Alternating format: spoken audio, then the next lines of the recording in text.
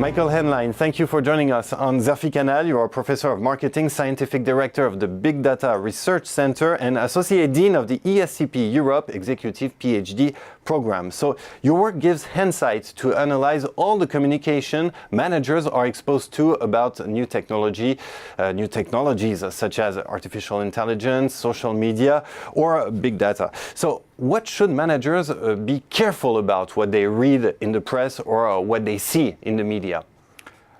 I think the first thing that is important to remember is that all these concepts are still relatively recent. Facebook has been created 15 years ago, and a colleague of mine, Andreas Kaplan, and me, we defined formally the term social media about 10 years ago in 2010. Big data, which to some extent is a consequence of the massive amount of information that the sites like Facebook and YouTube and Instagram create, is around for less than a decade. And artificial intelligence is probably popular since 3 years, when a program that has been programmed by Google beat the world's best player in the board game Go in 4 out of 5 cases. Exactly. This means that much of what we read in the business press about artificial intelligence and big data is mostly speculation or individual use cases. And it doesn't mean that every company spends all their time doing big data and artificial intelligence simply because the press writes about it.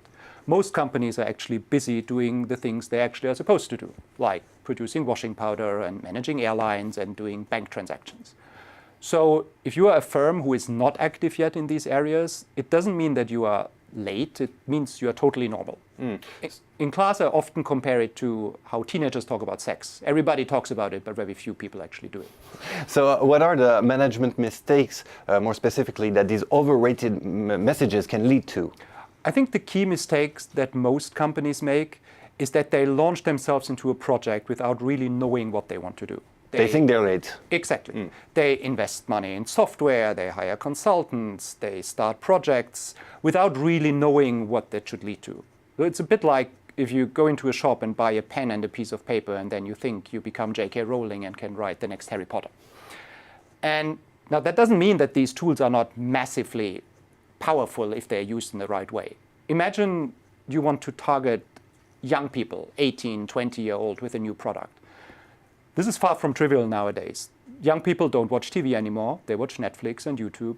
They don't listen to radio. They listen to Spotify. They don't read magazines. They need Reddit.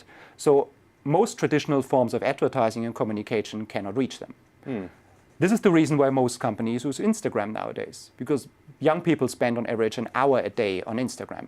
And this is why working with influencers and opinion leaders is so important. I personally have an Instagram channel focused on food and travel that has 10,000 subscribers, and I get contacted by firms every week with potential promotions. So what advice would you give managers to avoid these pitfalls? I think there are probably 3 main pieces of advice that I would give. The first one is that you should look for the nail before you look for the hammer. So you need to look for an actual problem that you want to solve, and then you can decide whether this problem can be solved using artificial intelligence or big data. The second point is that you actually measure the things that are supposed to be measured. Measuring how many likes a picture gets or how many retweets a tweet gets is ultimately not of interest for a firm, because a firm is interested in selling more products. And I'm doing work on how firms can actually calculate how much a like is worth, how much a picture is worth, in order to identify how much an influencer should be paid, for example. And the last point is that you probably rely, at least at the beginning, on outside help. There are so many technical skills involved in artificial intelligence and big data, so many statistical techniques to learn, that in most cases it doesn't make sense for a firm to build them skills on themselves. So they should hire consultants, at least at the beginning, and then decide whether they actually want to implement these solutions in the long term. Michael Haenlein, thank you so much for your time, and thank you for all of these punchlines that I'm sure will make a great impact. Thank you very much.